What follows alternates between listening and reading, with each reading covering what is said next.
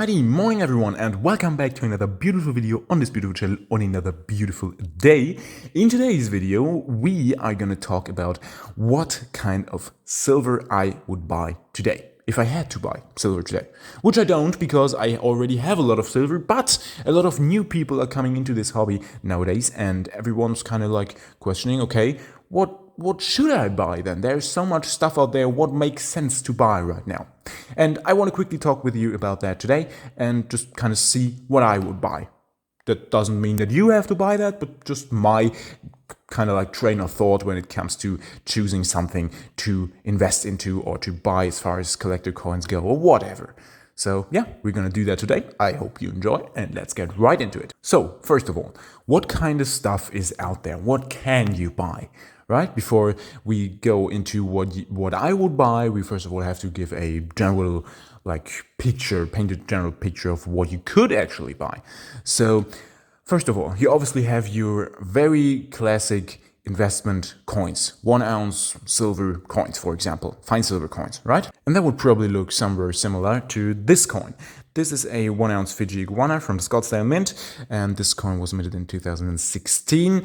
Problem with this coin obviously is that it is a collector's coin nowadays. It was pretty affordable back in the days, but something similar to this, right? A 1 ounce fine silver coin that you can pick up for a reasonable amount of money. So what would you have to pay for a coin like that?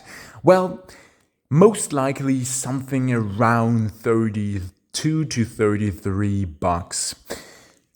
That's the problem with these coins, because if you have recently watched the price of silver, that's not what this coin is worth. That's almost half of what this coin is worth. Well, actually, probably nowadays it's more like 29 bucks for a coin like that, but you get the point, right? It's not cheap in comparison to the price of silver. Why is that? That's because of margins and markups and all kinds of stuff like that, which have well, become very popular as far as the mints and the precious metal dealers are concerned over the last couple of years. Why is that? Well, first of all, it was kind of introduced as an excuse back in 2020, when it was actually a viable excuse that people just bought up all the precious metals that dealers and mints had, and they didn't have an inventory anymore. So they kind of had to raise the margins to be able to make the same profits that they usually would make, because everything was kind of shut down, and so mints weren't really supplying the precious metal dealers with precious metals, and so they had to do something. But then they realized, well, we all did that now because we all had to do it, right? That's completely legitimate. But they kind of realized that, well, we all did that now, so there's no real alternative for people to buy something else, so we might as well keep it. We might as well keep it and make this the same massive margins that we made in 2020, whilst still getting enough silver and gold supply. And so that's why margins kind of came about. They went into the market and they really never left, because there's no real reason for them to do so.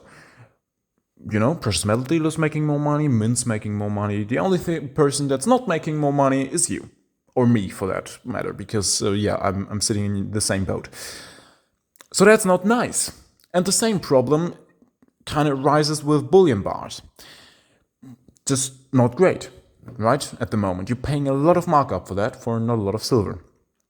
A good alternative, if you live in the States, are rounds.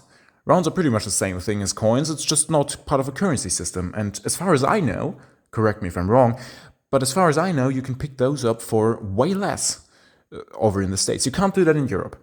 Rounds are not a thing here, right? You have to pay exuberant amounts of taxes on them, and they're just not worth it. We have to buy coins.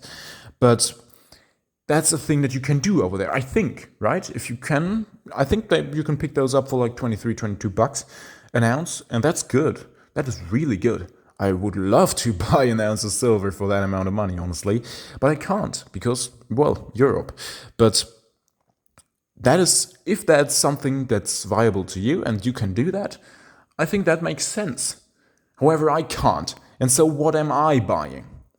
Well, what I'm buying is actually pretty simple. I'm buying old coins, for example, the old stuff that was part of our currency system over here once, and That stuff usually was produced in exuberant amounts, and it usually is in very bad condition because it was actually used as a currency, and it also doesn't really have any collector's value, at least most of it doesn't. So what can you do? Over here in Europe, you can just buy these in bags. Buy these in like 5 or 10 kilo bags, or maybe even kilo bags, just pay way less. Like, for example, I would have to pay probably like 1/3 of markup on a 1 ounce silver coin today if I were to go to a dealer and buy that. If I buy the same amount in junk silver quote unquote, because that's not really junk, it's just old coins, then I would pay like maybe 10 to 15% markup. So for me, that's pretty good. Now that is what I would buy. But that also has some difficulties, right? There are some not so great points about that. The main one being resale. These, if you want to sell them to a precious metal dealer, these don't have any resale value, basically. Like, you're getting spot at best. At most precious metal dealers, you're getting less than that. Basically just the melting value, which is way less than spot, because obviously stuffing has to still get processed then, and that costs money. So, not great. However, there's that again, you can sell them to another private person, another private collector, another private stacker, stuff like that, right? And you can get your money back entirely, the entire markup that was on those. At the moment, and there's another problem with that, the markup is only that high because every dealer has it that high. If it was lower again, which might happen in the future, obviously you couldn't sell them for a higher percentage on top of your silver price to a private person, because why would they buy it? They could just go to a dealer and buy it. So that's a bit of an issue. But still, you have the same issue with 1 ounce silver coins. And bars, for that matter. It doesn't matter how big the bar really is, here in Europe at least. I don't know how your tax stuff is over there in America, but we just kind of pay the same for everything. It doesn't really matter how big it is. So that's the thing. But yeah, that's the same thing with the fine silver stuff. So it doesn't really make a big difference, honestly. And the good thing is, almost every country has that. Almost every country has old silver or old gold coins, for that matter, that were part of the currency system at once and were just produced in exuberant amounts and are just laying around in bad condition and are just not really worth a lot more than silver price. So that's a really cool thing for most people to pick up some really cheap coins. And it's actually way easier for you to do if you live in the States, because there's also a thing that you can do over there called coin roll hunting, where you you trade in your like bills and stuff like that for like coin rolls, and you crack them open and take a look if there's silver coins in there, because they are still in circulation. You can still pay with them over there. That is really epic. I would love that to be the case here. Unfortunately, is not. Our money is basically just steel trash coated with a little bit of copper.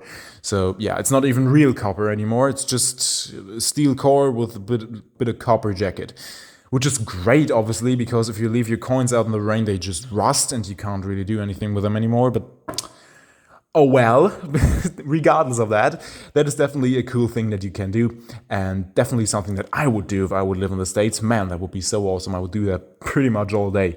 But yeah, I unfortunately can't do that. The thing that I can do is buy old junk silver and be happy with that, I guess. Now, you could also go ahead and just buy straight up junk silver, like old jewelry and stuff like that. We talked about that in some other videos before, but that obviously has the downside of it really being junk, and you really have just a bag of junk and it doesn't look nice, and you don't really get a lot for your money. Obviously you get a lot of silver, but you don't really get anything that's nice. And I don't know, if I spend like $2,000 or something like that on 2 kilos of silver, I don't want 2 bags of some black stuff that I can't really identify as anything nice anymore. It's gonna be old cutlery, old jewelry, all old kinds of stuff, right? So just not nice. You can't do that. You're gonna get that way cheaper, even still, than like the junk silver coins that you can buy. But you know, it's just not nice. You can go to your local jeweler though and ask them if they have some of that. Sometimes they do, and sometimes you can even pick that up for spot. That I would consider, because that's just a great deal. So yeah, that's the silver that I would buy. Let me know, what silver would you buy? Is there any reason why you would maybe opt out on something and buy something else instead? Let me know all that stuff. I'm really interested in that. And how's the situation in your country? Can you pick up stuff like that was in circulation at one point? Would be very interested to hear that as well. And if you've got any other questions for me, be sure to write them in the comments below. I'd be very happy to answer those as always. And if you want to support the channel, you can rate it with a thumbs up or a thumbs down, I think. So you can go ahead and do that. And if you want to, you can also subscribe to the channel, and that makes it easier to not miss any new uploads, I think. So yeah, thank you very, very much for watching. Have a fantastic week, and until next time.